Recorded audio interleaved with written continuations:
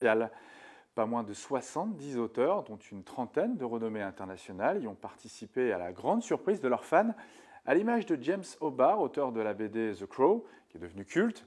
Ce salon est le fruit de la collaboration entre le Lions Club de Valenciennes, Athènes du Nord, les associations Omega, Valbd et Valambule, en partenariat avec la ville de Valenciennes.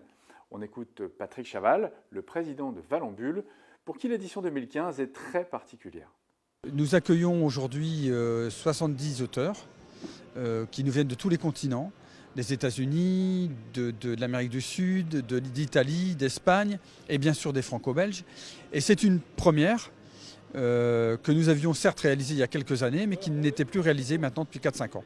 Et voilà, c'est pour ça que c'est une édition spéciale. Comment on fait venir ces auteurs? Tout simplement parce que nous travaillons avec des associations qui sont passionnées de BD, de comics notamment, qui s'appellent Omega et Valbd, qui ont des contacts avec des éditeurs américains.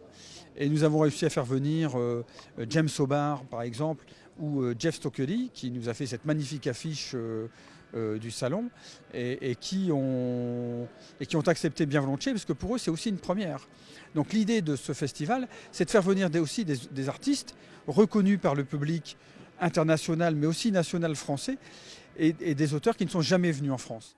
Le salon a donc permis aux fans d'avoir des temps de discussion et de démonstration privilégiés avec les auteurs ou les techniciens de leur cœur.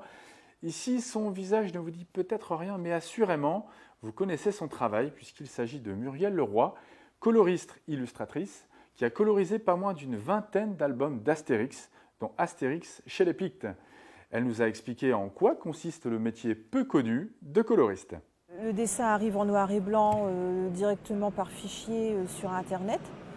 Je le récupère à l'aide de mon logiciel.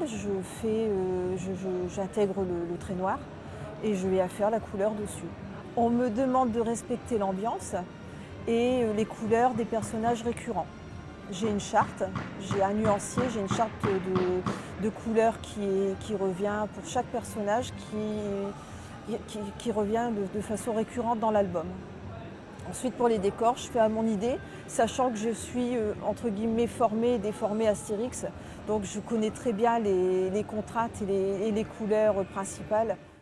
Vous imaginez que pour les fans de BD, ces temps d'atelier sont inestimables. Ils ont pu trouver un très grand nombre de BD neuves ou d'occasion, de produits dérivés, d'objets collector, participer aux ateliers jeux vidéo et retrouver les consoles de leur enfance. La plupart étaient très surpris. Oui, c'est vraiment une surprise. Je ne pensais pas qu'il y aurait quelque chose d'une telle ampleur. Enfin, là, on parle de 70 auteurs présents, donc ouais, c'est vraiment pour comparer. J'ai fait la Comic Con il y a quelques semaines, donc un gros salon à Paris, et il y avait très peu d'auteurs et très peu d'animations qui étaient vraiment en rapport avec la bande dessinée. Donc c'est une super surprise d'avoir accès à ça, à un vrai salon dédié aux fans, vraiment aux fans de bande dessinée. Moi je trouve que c'est très bien d'ouvrir un peu les salons comme ça à d'autres villes que les grandes villes comme Paris ou Lille.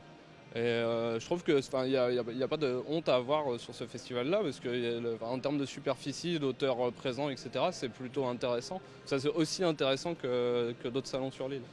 Des fans ravis, comme vous pouvez le voir, ce qui devrait pérenniser le salon, voire même lui donner de l'ampleur. C'est en tout cas la volonté des organisateurs.